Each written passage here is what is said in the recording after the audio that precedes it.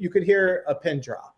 Yeah. People were waiting to understand what just happened, because these are peers of mine. These are people who know me. They know what I pour into this, and they could literally see on my face how difficult it was to get the words out. This is Daniel Steinberg, and you're listening to another episode of the Maggid Method. Danny Groner, a member of the Riverdale Minyan in New York, reached out to me, and he asked me to be interviewed on the podcast as a congregant whose shul encourages their members to deliver the drashos on a consistent basis.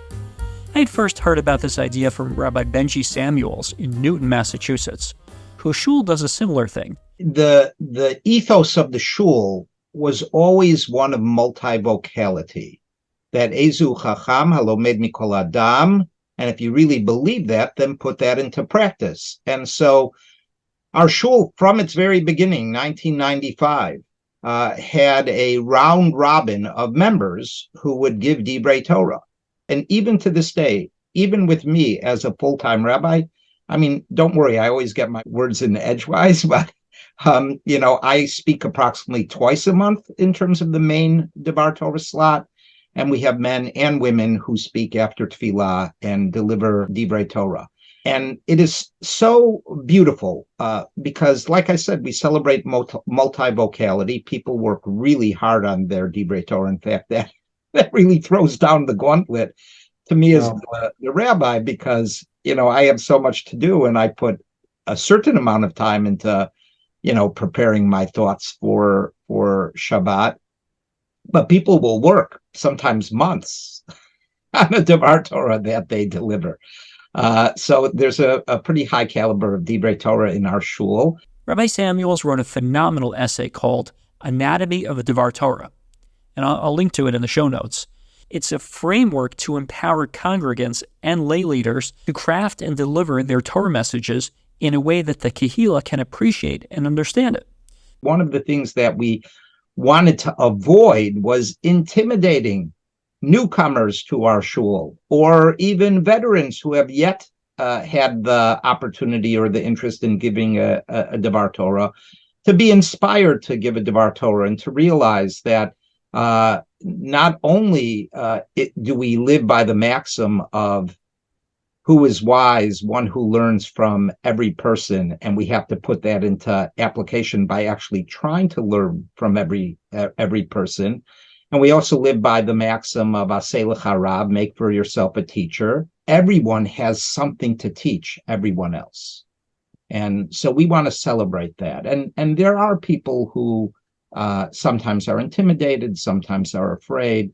And this piece was meant to both guide them in thinking about how to construct a Devar Torah, both to deliver at shul from our shared pulpit, but also in their personal lives to celebrate and observe and commemorate the important moments of life with the Devar Torah, whether it be in front of a large crowd or whether it be at their Shabbos table. I have to say, I had mixed feelings about the rabbi sitting down on a consistent basis and turning over the pulpit to the congregation. There's a part of me that feels that the Drasha should be the domain of the rabbi as the leader of the congregation, and the Shabbos morning Drasha is a prime time slot when all of the congregation is assembled, and he has the opportunity to address them as a unit and to speak with them about things he deems important, and for them to get to know him and to connect with him as their leader. There's also the issue of quality control, and it's hard for me to swallow the idea of giving up the pulpit on a consistent basis to someone who may not take it as seriously and treat it like an open mic. That's a lost opportunity for the rabbi. Now, I recognize that some of these feelings may come from my background as a performer. Maybe it's my ego that doesn't want to share the stage with anyone else. Maybe subconsciously I'm insecure and threatened by the idea, and if I was more healthy like Rabbi Benji Samuels or Rabbi Learfield, I'd be more open to the idea of not having to be in the limelight every week. But it's a really important time slot. Now, after Yom Kippur, after I had spoken like 10 times in the span of 2 weeks, I did take a seat, and I was very happy to put the spotlight on congregants and lay leaders and let them share their unique ideas and messages all the way through Simchas Torah. But the rest of the year, I felt that it was my domain. So Danny and I get into some of these issues, and he pushed back on me, and he makes a good case for this institution. I still don't know if I'm ready for it, but I heard many of his points and I think they're valid. So let's get into the conversation and see where it goes. Part 1. Reviving the Round Robin. A unique approach to synagogue sermons. I grew up in Silver Spring, Maryland, going to Kent Mills Synagogue, where the only normal I knew was what I saw as a kid. And our shul, when it got started in the early 90s, actually had a round robin of rabbis. There were 3 rabbis that each switched off 1/3 of the time because none of them were full-time, all were doing it part-time. And over the course of the years, 2 of the rabbis moved away, and one of them was appointed the full-time rabbi, which was Rabbi Jack Beeler. And Rabbi Beeler had a full-time job, teaching at the day school, and he had a lot on his plate. And people liked that there was a rotation. You didn't hear from the same voice each and every week.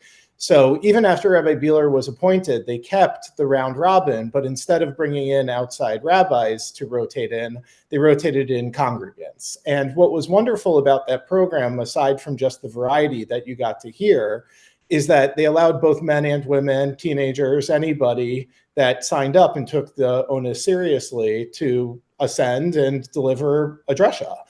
And I grew up in a community where not only was that normal, but each of my parents, at times took their turn, not because they were assigned, but because it was important to them to reach the standard. So for me, growing up in KMS, this was normal to see the rabbi on occasion and to see and hear other voices on other occasions.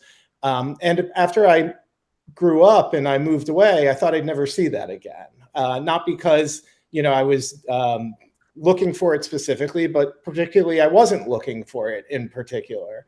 And as I saw what other communities had, I sort of longed for what I grew up with, but didn't imagine finding it again. And about 10 years ago, when I was dating my wife, I was living in Manhattan and she was living here in Riverdale. A new minyan popped up without a rabbi. So by default, if they were going to have drashot, it was going to have to be the lay leaders. And I started attending when I would visit Riverdale, and I started to like the minyan, especially the drashot, from people that looked like me and sounded like me and lived a regular 9 to 5, Monday through Friday life like me. And by the time the shul hired their first rabbi, well before I got married or moved here, they kept the program alive, that the rabbi in a similar situation, having other responsibilities, deferred to other people to take the onus seriously and to fill in the gaps. And the rabbi would sign up every other week, and the other 20, 25 weeks of the year were open. And anybody could sign up through the committee. And if you wanted to run your drasha by the rabbi, he was available. And if you wanted to work with the rabbi, he was available. But otherwise, there was a sort of trust that you would meet the standard. Part 2. Quality control. Congregants and leaders. Meeting the standard. So, there's always the concern that if you open up the floor to lay people that the quality might suffer. How do they maintain that quality control, that standard? How does it ever get abused? I'm curious what the dynamic is. So my answer on that is there's no official policy or procedure about who's allowed to sign up other than you have to be a member of the shul. Occasionally we do have scholars in residence and guests that, can ascend. But for the most part, there's a trust both ways. And you're absolutely right that there are occasions over the 5+ years that I've been attending where there have been drashot that were not up to the standard. But I think it would be rash to decide to implement additional policy around one-offs that occasionally just don't hit that level. I think it would be even more rash to remove the program altogether because I and many others really enjoy it. And what I would say about it is, with all due respect, is I'm not sure any rabbi hits that standard 52 weeks of the year. I think it would be an impossible standard to reach. And my sort of feeling about this is if your rabbi is never reaching that standard, you have a bigger problem. But we should expect that rabbis can hit that standard speaking every week, once a month, if you're lucky, twice a month.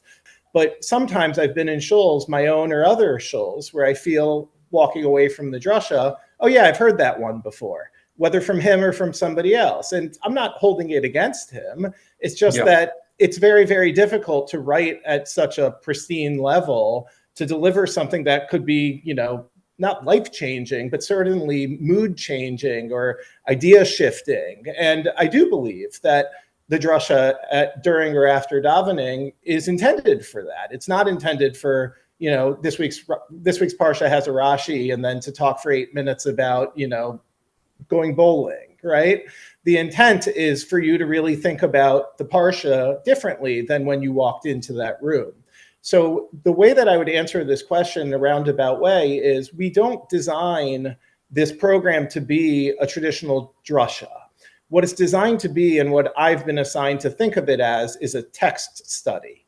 And while I'm not an academic in the ability to be able to, print source material, I am certainly capable of understanding at a high level what the message is that I intend to deliver, and then using Sefaria or contacting friends who are rabbis or non-rabbis to be able to take it seriously, to be able to put together something that not only I would be proud of, but the hope is that when I speak once a year, other people will walk away feeling that I have actually changed the way that they think about a pasuk or an event in the parsha. So I can't say we have the quality control in place, but I certainly don't think 52 weeks of the year we're below the overall standard of what you would expect in any shul, whether it's the rabbi speaking or other people speaking. And I could even make the case that because we don't expect the rabbi to speak more than 25, 30 times a year, it allows his precision to go way up because he has the time to sit and decide and determine what he has to say on the occasions that he speaks, whereas others like me only speaking once a year can really knock it out of the park.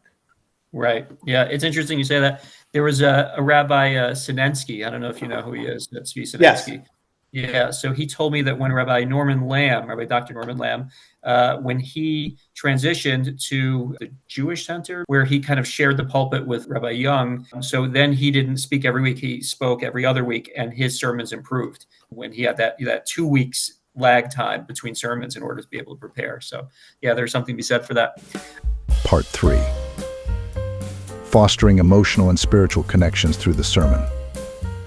I want to play devil's advocate and push against the idea one more time to see how you respond, which is that some would say that the rabbi speaking every week or close to it is it's the opportunity for him to connect with the congregation in a way for them to get to know him week in, week out, kind of get a sense for his concern and care for the congregation as a whole, for them to see him as a personality. So how does a minyan like yours accomplish that when it's basically intermittent, every other week or so? Does that suffer, or do you feel that you're able to accomplish that? So or maybe it's not a priority as much as other places. So I think that's fair pushback. I think that in communities where the rabbi does speak every week and people not only stay in but pay attention and go over to the rabbi afterward and not only let him know that he moved them, but that they feel closer to him. I certainly agree that if that is possible in certain communities, they should keep that. I would never say that our model is better. It's just different than what you might find elsewhere. What I can say in my personal experience is in some of those types of communities, not only do people race to get out of the room, not only do people who stay in the room chatter in the back, not only do many people sleep or tune it out, but you'd be hard pressed to find over Shabbat lunch an hour later somebody saying, I loved what the rabbi had to say. Or more often, if you ask that person, what did the rabbi speak about? They often couldn't summarize it. And this is something that I think is sort of overlooked in a lot of the conversations about traditional modern orthodoxy, that the rabbi speaking is intended to accomplish what you just described, which is to bring him closer and to bring the community closer to Torah and to spirituality. I have visited dozens of communities in the New York area and elsewhere in my life, and you'd be hard pressed to find a community that, if they're honest with themselves, that it's going both ways in that regard. There are plenty of rabbis who are excellent speakers that don't get the dignity of the congregation sitting and paying attention and not only complimenting him, but feeling moved by the speech. And how many of us have been at a Shabbat meal an hour after the rabbi spoke and somebody at the table says, I didn't get to hear him. What did he speak about? And people couldn't summarize, what they have just heard. And that, I don't think that's a poor reflection on the rabbi's ability. I think that to some degree, a lot of day school grads like myself feel that we've done 10,000, 50,000 hours of this. And, often it just feels like an imposition. It often feels like a distraction from where we really want to be. And I think that what's important to consider when a community is building a program around who delivers the drasha, where it is in the davening, how long you permit somebody to speak and the like, is to be honest with where you see the community is and what the right procedure is to match where the community is and where that interest is. What I don't think works is trying to shovel Torah at people. People don't like to be told what to do. People don't like to be told what to do in terms of you must stay in your seat. And people don't like, especially, to be told what to do with how do you live your life outside of the shul. And my experience with what I'm looking for from a community and what I'm looking to deliver back to the community are messages that are better delivered by a peer than by a rabbi. I don't think that it's always the best option. Certainly Yom Kippur and other things like that after the events of October 7th, you need leadership. You need somebody to be able to ascend and take that pedestal. And I wouldn't feel equipped to be able to do that. But on a regular January Shabbat where there's no special event, celebratory or commemorating anything, for regular Parsha, I feel that not only is this worthwhile for me to deliver something I'm proud of, to use those old skills from my day school years, but I also think it's even better received with the message that I've selected to have my peers hear me tell them about the importance of being a mensch than to have a rabbi remind them for the umpteenth time that they should remember to be a mensch. Mm-hmm. Well said. Part 4. The impact of shared pulpits. A personal journey. I never imagined that I would be somebody who signs up for this once a year, even though I saw it as a kid. I was a kid. And as I said, didn't go in pursuit of finding it. I only began to do it, honestly, because I feel that I should carry my weight. But I ended up liking it. And now I'm on, year 5 of each and every year writing a drasha. And I am very, very proud to continue this streak. It takes me about 20 hours of work to make a 9-minute speech that I'm proud of. So I'm sure over time it could go down if I did it more often, but that's what I know I'm dealing with. I'll give you another example of this from our program. We have a older member of our shul who his thing is Veterans Day. He's, he counseled for many years as a psychologist, war veterans. And this is something that when he speaks around the time of Veterans Day, you're going to get something that our rabbi can't do, right? Now, the rabbi could talk about people he's met, but not in the same way that, this congregant can. And another example that comes to mind that's more of a one-off is this program has been really valuable for people who've lost a loved one, especially a parent, because around the times that this is on their minds because of the way that our life cycles work in Judaism, which we're excellent at with regard to death and dying, but sometimes it can feel like, where do I put that grief? And this program has, on a couple of occasions, allowed people who might not have signed up otherwise, but wanted to share something about their father or their grandfather at a time where it was very much on their minds. The rabbi's not going to be able to emulate that, right? The rabbi can talk about his father, his grandfather, but it's much more impactful, I would say, to allow people to have a forum in front of their peers to still deliver a text study, but to talk a little bit about how meaningful that text is in the context of what they've been going through. This is a fascinating thing that I've developed and I would recommend to others, but nobody else is going to emulate me on this. Each and each and every year, at some point during the 9-minute drasha, I'm going to start tearing up because so much of me is buried in these words that everybody else not expects it, but is not surprised at this point that it's emotional for me. So on Friday evening, on the eve of delivering my drasha, I was going through with my wife, 5, 6 times, reading it over and over. Sometimes she said, you're speaking too quickly. Sometimes she said, you're too sing-songy. Sometimes she said, you're not looking up enough. And at a certain point, I said to her, to be honest, with all of this feedback now, I can't mark up any changes with my pen. I feel like I'm stuck with this and I'm not sure it's any good. And she said, let's stop, okay? Put it on hold. If you want to revisit it before davening tomorrow morning, that's fine, but it's excellent. You need to remember that we don't need to keep practicing. You'll deliver it to the best of your ability. You need to know it's going to land well, and don't overanalyze it and don't get in your own head. And the following day, yeah, she's wonderful. The following day, I get up to deliver it. Now, you've seen my drasha. It's conventional in style. Let's call it the first half is Torah. The second half is more about me and the takeaways and so on. I didn't design it that way, but it's the way it came together, and it's the right way this drasha should be delivered. And I get up to page 2. I want to find a way to link to it in the description. So I would love that. I would love that. I was going to say that at the end. Yeah.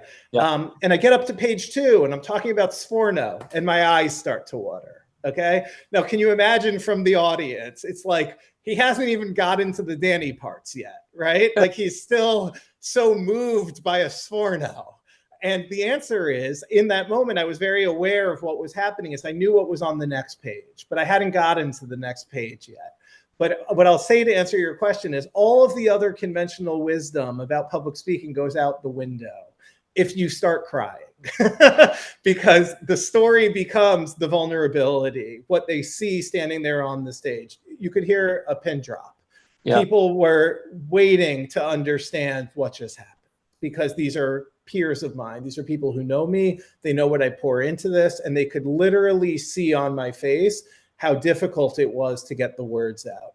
And as I got to the parts that were more moving, more meaningful for me, it came through a little bit louder and clearer to them. But for me, it was no longer about how do I make sure to read this in 9 minutes, not 8 or 10?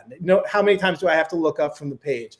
It gave me permission to just tell them, this is what I have to say. So afterward, the best piece of feedback I got was actually something I didn't witness, which is my wife said that she saw an older woman sitting close to the front who I was not making eye contact with. I was not connecting with during the davening, during the speech. And my wife said she saw this woman turn to the woman next to her and just mouth, wow. And that was amazing to hear. I wouldn't have caught it. So all of the compliments afterward were wonderful. People were so supportive. They said, thank you for sharing that. The vulnerability, the drasha, every part of it.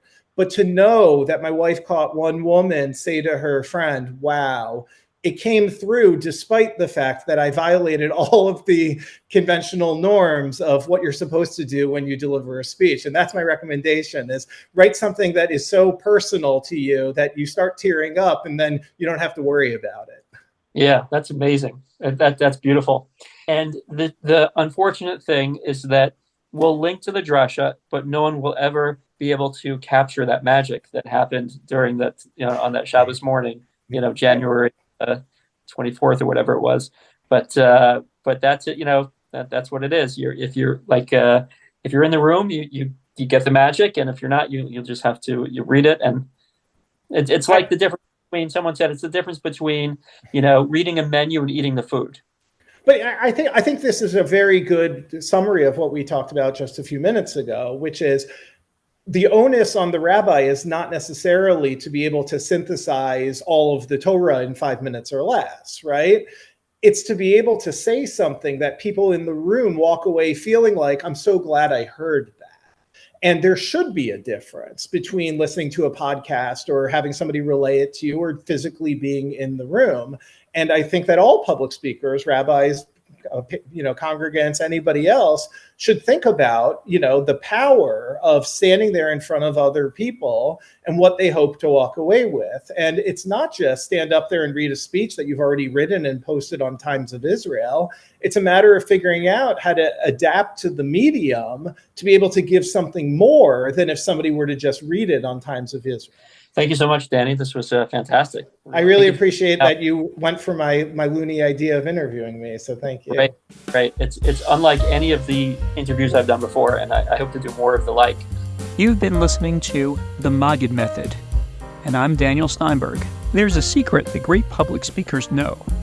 Did you know there's a method for cutting straight through to an audience's heart, grabbing their attention and holding it, and making a memorable impact with your presentation? The best speakers in the world utilize it, and now you can too, every time you get up to speak. Download your free Maggid Method of Public Speaking template at maggidmethod.com, maggidmethod.com. The Maggid Method will teach you how to find your authentic voice, craft meaningful presentations, manage people's attention, and build unbreakable bonds with your audience. Go to maggidmethod.com and download your free copy now.